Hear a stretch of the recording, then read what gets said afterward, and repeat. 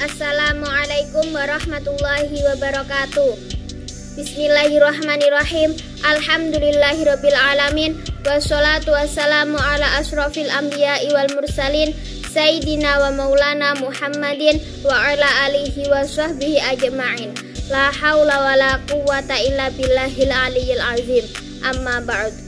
Pada kesempatan kali ini kami dari kelompok 3 akan menyampaikan materi mengenai akhlak terpuji dengan anggota kelompok kami, yaitu 1. Andreas Yunianto, 2. saya sendiri Suraya Malahayati, 3. Fadila Putri Rahmanti. Sebelum kami memulai materi pada kali ini, kami ucapkan terima kasih kepada Bapak dosen Bapak Muhammad Ali Musyafak MAG yang telah memberikan bimbingan kepada kelompok kami sehingga kelompok kami dapat menyajikan materi.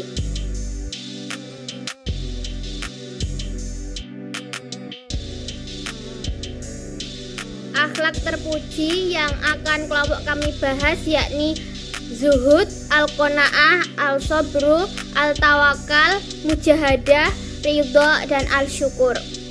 Untuk materi pengertian akhlak terpuji, zuhud, dan al-qanaah akan disampaikan oleh teman kami Andreas Yunianto.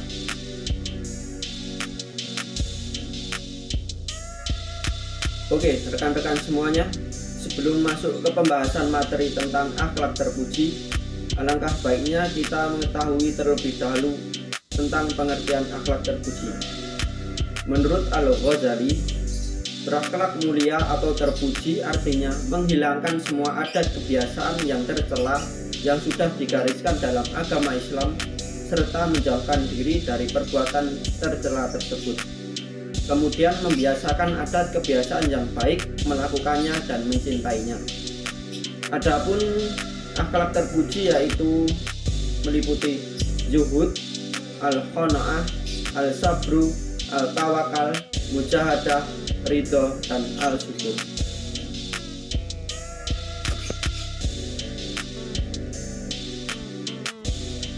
Oke, setelah mengetahui apa itu tentang pengertian tentang akhlak terpuji, selanjutnya kita akan masuk ke pembahasan tentang pengertian dari zuhud dan apa sih itu zuhud. Zuhud secara etimologis berarti roghobah asya'in wa tarogahu, yang artinya adalah tidak tertarik terhadap sesuatu dan meninggalkannya. Zahada fi'al dunya berarti mengosongkan diri dari kesenangan dunia untuk ibadah.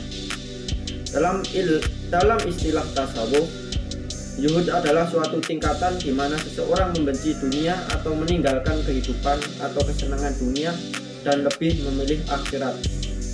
Dapat disimpulkan bahwa zuhud adalah mengkosongkan atau membersihkan hati dari perkara yang bisa menghalangi kepada Allah dengan cara tidak mudah terlena pada kesenangan dunia ini dan tidak bermegah-megahan.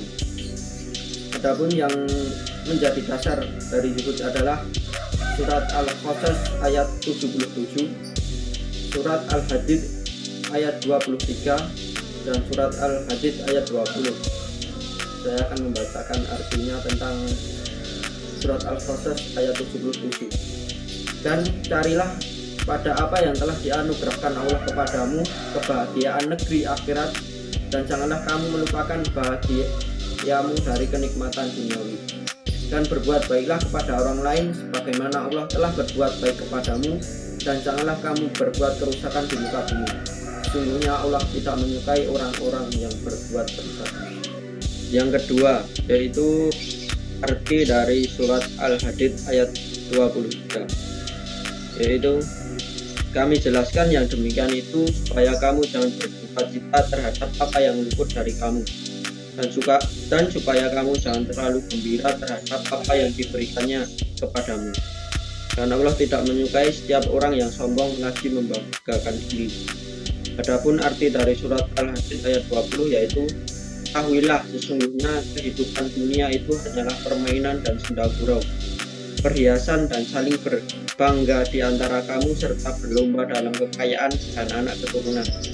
Seperti hujan yang tanam-tanamannya mengagumkan para petani kemudian tanaman itu menjadi kering dan kamu lihat warnanya kuning kemudian menjadi hancur. Dan di akhirat nanti ada ayat dan keras dan ampunan dari Allah serta keridhaannya. Dan kehidupan dunia tidak lain hanyalah kesenangan yang palsu. Berikutnya adalah ciri-ciri orang zuhud, yaitu 1. Mengetahui bahwa kehidupan dan kesenangan dunia hanyalah sementara. Yang kedua adalah mengetahui bahwa kehidupan akhirat lebih baik dan kekal. Yang ketiga, memandang bahwa dunia adalah tempat untuk menyiapkan kehidupan akhirat. Yang keempat adalah mengeluarkan dari hati kecintaan pada dunia. Yang kelima adalah meninggalkan hal-hal yang berlebihan walaupun halal. Selanjutnya adalah tingkatan-tingkatan zuhud. Tingkatan-tingkatan zuhud menurut Imam Ahmad adalah 1. Orang awam menganggap zuhud adalah tindakan meninggalkan hal-hal yang haram. Yang kedua, orang istimewa atau kawas yang menganggap zuhud adalah tindakan meninggalkan hal-hal yang halal sekalipun melebihi kebutuhannya. Yang ketiga adalah orang yang sangat istimewa atau al-arifin yang menganggap zuhud adalah tindakan meninggalkan segala sesuatu yang mengganggunya untuk mengingat Allah Subhanahu wa taala. Hikmah zuhud yaitu hatinya tidak mudah gelisah dan sedih. Hidupnya tentram dan damai, tidak terlena dengan kemewahan dunia, sabar dalam menghadapi cobaan, dan bahagia dunia dan akhirat.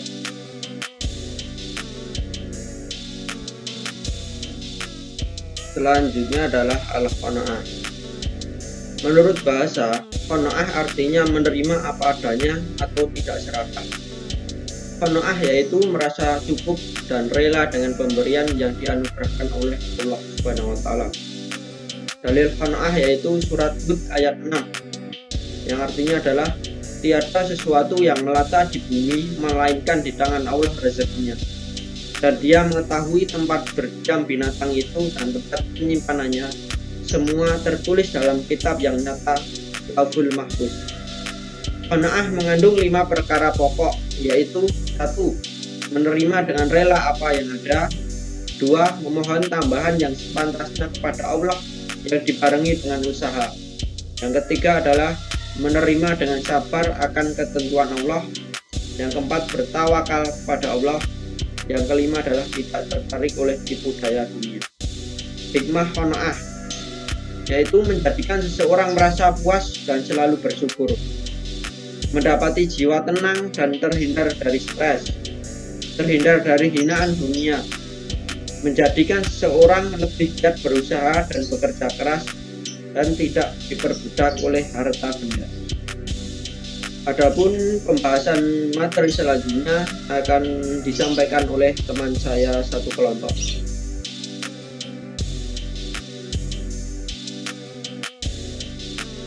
Selanjutnya untuk materi al-sabru, al-tawakal, dan mujahadah akan disampaikan oleh teman kami Fadila Putri Rahmanti. Al-sabru. Sabar atau al-sabru menurut bahasa adalah menahan diri dari keluh kesah. Secara etimologi, sabar berasal dari bahasa Arab, yaitu sabara yasbiru sabaron yang artinya menahan. Menurut kalangan para sufi, sabar diartikan dengan sabar dalam menjalankan perintah-perintah Allah Subhanahu wa taala dan menjauhi larangannya, dan sabar dalam menerima segala ujian yang ditimpakan oleh Allah Subhanahu wa taala. Sabar secara umum berarti suatu keadaan penerimaan agar tetap tenang dalam menghadapi segala macam permasalahan. Sedangkan sabar menurut tasawuf diartikan sebagai kesabaran dalam beribadah dan mendekatkan diri kepada Sang Pencipta. Dalil sabar terdapat dalam Quran Surat Al-Baqarah ayat 153. Kemudian aspek-aspek dalam sabar itu ada 5. 1. Sabar terhadap petaka dunia. 2. Sabar terhadap gejolak nafsu. 3. Sabar dalam taat kepada Allah Subhanahu wa taala. 4. Sabar dalam berdakwah. Dan 5. Sabar dalam bergaulan. Kemudian macam-macam sabar. 1. Sabar dalam ketaatan atau al-sabru ala al-ta'ah.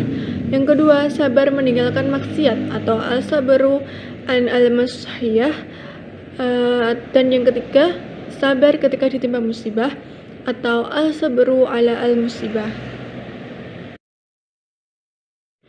Kemudian al-tawakal. Tawakal secara etimologis diambil dari bahasa Arab at-tawakul dari akar kata wakala yang berarti menyerahkan atau mewakilkan.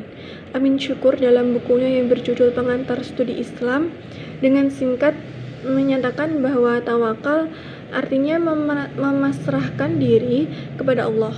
Dalam buku lain yang berjudul Tasawuf bagi orang awam, tawakal adalah membebaskan hati dari ketergantungan kepada selain Allah Subhanahu wa taala dan menyerahkan segala keputusan hanya kepadanya. Tawakal secara umum adalah penyerahan segala perkara, ikhtiar, dan usaha yang dilakukan kepada Allah Subhanahu wa taala serta berserah sepenuhnya kepadanya untuk mendapatkan kemaslahatan atau menolak kemudaratan. Dalil tawakal terdapat dalam Quran surat Al-Maidah ayat 23. Kemudian macam-macam tawakal ada dua. Satu, tawakal kepada Allah Subhanahu wa taala, dan yang kedua tawakal kepada selain Allah Subhanahu wa taala. Kemudian tingkatan-tingkatan tawakal. Yang pertama, mengenal Rabb berupa sifatnya, kekuasaannya, kekayaannya, kemandiriannya, berakhirnya segala perkara kepada ilmunya dan kemunculannya karena masyiah atau kehendak dan kodratnya. Yang kedua, menetapkan sebab dan akibat. Tiga, mengokohkan hati pada pijakan tauhid tawakal atau mengesahkan Allah dalam bertawakal. Empat, bersandarnya hati dan ketergantungannya serta ketentramannya kepada Allah Subhanahu wa taala. Dan yang kelima,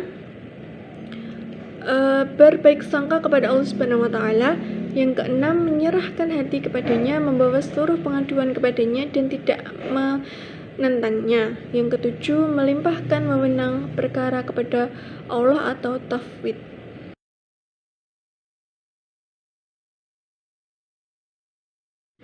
Kemudian fungsi tawakal. Yang pertama, agar tidak mudah putus asa jika gagal dalam usaha.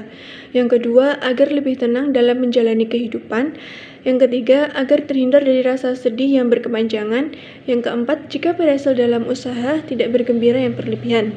Dan yang kelima, agar tidak menjadi orang yang takabur. Kemudian hikmah tawakal. 1. Dicukupkan rezekinya oleh Allah Subhanahu wa taala dan merasakan ketenangan. Dijelaskan dalam firman Allah Subhanahu wa taala dalam Quran surat At-Tolaq ayat 3 yang artinya, dan memberinya rezeki dari arah yang tiada disangka-sangkanya. Dan barang siapa yang bertawakal kepada Allah, niscaya Allah akan mencukupkan keperluannya. Sesungguhnya Allah melaksanakan urusan yang dikehendakinya. Sesungguhnya Allah telah mengadakan ketentuan bagi tiap-tiap sesuatu. Kemudian yang kedua, dikuatkan imannya, dijauhkan dari setan. Dijelaskan dalam firman Allah Quran surat An-Nahl ayat 99 yang artinya, sesungguhnya syaitan itu tidak ada kekuasaannya atas orang-orang yang beriman dan bertawakal kepada Tuhannya.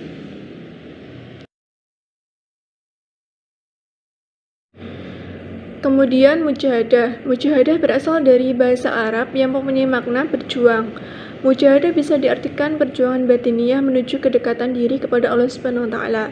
Dan ada juga yang mengartikan dengan perjuangan melawan diri sendiri, yakni melawan kekuatan pengaruh hawa nafsu yang menghambat seseorang untuk sampai kepada martabat utama, yakni puncak ketakwaan. Mujahadah bisa dianggap sebagai kelanjutan dari jihad dan ijtihad. Kemudian dasar-dasar mujahadah terdapat dalam Quran surat Al-Maidah ayat 35, Quran surat Al-Ankabut ayat 69, dan Quran surat Al-Hajj ayat 78. Kemudian macam-macam mujahadah. 1. Mujahadah yaumiyah, yaitu mujahadah yang dilakukan secara berjamaah yang dilaksanakan setiap hari. Yang kedua, mujahadah usbu'iyah adalah mujahadah yang dilakukan secara berjamaah yang dilaksanakan seminggu sekali. Ketiga, mujahadah syahriyah adalah mujahadah yang dilakukan secara berjamaah yang dilakukan sebulan sekali. 4. Mujahadah rubusanah adalah mujahadah yang dilakukan secara berjamaah dan dilaksanakan 3 bulan sekali. Kemudian mujahadah nisfusana adalah mujahadah yang dilakukan secara berjamaah dan dilaksanakan setengah tahun sekali. Kemudian mujahadah kubro adalah mujahadah besar-besaran yang dilakukan dalam bulan Muharram dan bulan Rajab dalam lingkungan pusat. Kemudian mujahadah khusus adalah mujahadah yang dilakukan secara khusus, misalnya niat sebelum melaksanakan pekerjaan yang baik. Selanjutnya mujahadah non-stop adalah mujahadah yang dilakukan secara terus-menerus dalam waktu yang sudah ditentukan. Kemudian mujahadah momenti atau waktia adalah mujahadah yang dilaksanakan pada waktu tertentu yang diinstruksikan oleh pengurus pusat. Kemudian manfaat mujahadah. 1. Meningkatkan kesabaran, tidak cepat bereaksi terhadap permasalahan yang timbul. 2. Dapat mempertimbangkan pemenuhan kebutuhan hidup sesuai dengan kemampuan diri. 3. Meningkatkan rasa syukur atas nikmat yang dikaruniakan Allah Subhanahu wa Ta'ala. 4. Menghindarkan seseorang muslim dari perbuatan maksiat. 5. Mendapatkan penilaian yang positif dari lingkungan. 6. Menghindari perpecahan dan timbulnya perselisihan. 7. Mengurangi rasa gelisah, cemas, iri, dan tidak puas. 8. Meningkatkan keimanan kepada Allah Subhanahu wa Ta'ala. Dan yang terakhir, terbinanya hubungan baik dengan sesama.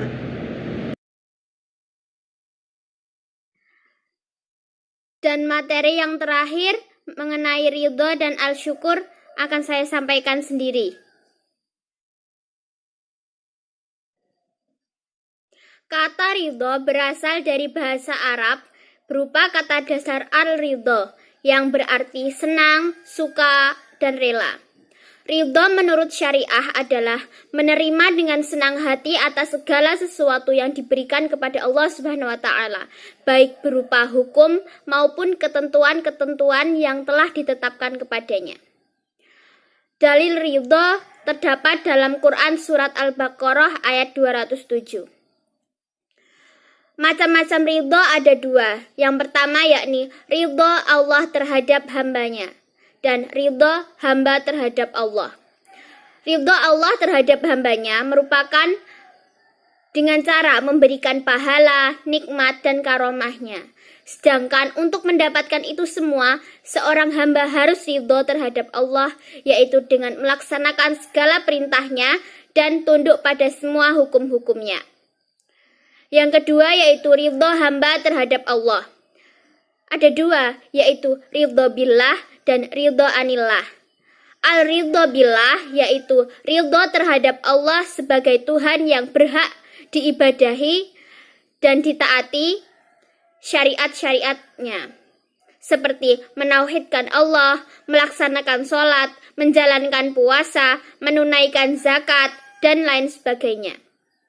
Sedangkan al-ridho anillah yaitu ridho terhadap ukuran-ukuran dan batasan yang telah diciptakan dan diberikan Allah untuk seseorang, seperti ukuran dan batas rezeki, kesehatan, bentuk fisik, jenis kelamin, kebangsaan, cuaca, dan lain sebagainya. Adapun ciri-ciri ridho ada 3. Pertama, mempercayakan hasil pekerjaan sebelum datang ketentuan. Kedua, tidak resah sesudah terjadi ketentuan. Dan yang ketiga, cinta yang membara ketika tertimpa malapetaka. Al-syukur. Secara terminologi, syukur memiliki arti sebagai pengakuan terhadap nikmat yang dikaruniakan oleh Allah, disertai dengan ketundukan kepadanya dan mempergunakan nikmat tersebut sesuai dengan kehendak Allah. Dalam ilmu tasawuf, syukur berarti ucapan, sikap, dan perbuatan terima kasih kepada Allah Subhanahu wa Ta'ala, pengakuan yang tulus atas nikmat dan karunia yang telah diberikannya. Dalil syukur yakni dalam Quran surat Ibrahim ayat 7 yang artinya, dan ingatlah juga tatkala Tuhanmu memaklumkan. Sesungguhnya jika kamu bersyukur, pasti kami akan menambah nikmat kepadamu. Dan jika kamu mengingkari nikmatku, maka sesungguhnya azabku sangat pedih. Macam-macam syukur yakni pertama bersyukur dengan lisan, bersyukur dengan hati, dan bersyukur dengan amal perbuatan. Adapun hikmah syukur di antaranya, Allah Subhanahu wa Ta'ala akan menambah nikmatnya. Allah Subhanahu wa Ta'ala tidak menyiksa hamba yang bersyukur dan beriman. Bersyukur dapat melestarikan nikmat, dan Allah Subhanahu wa Ta'ala memperlihatkan tanda kebesarannya bagi hambanya yang bersyukur.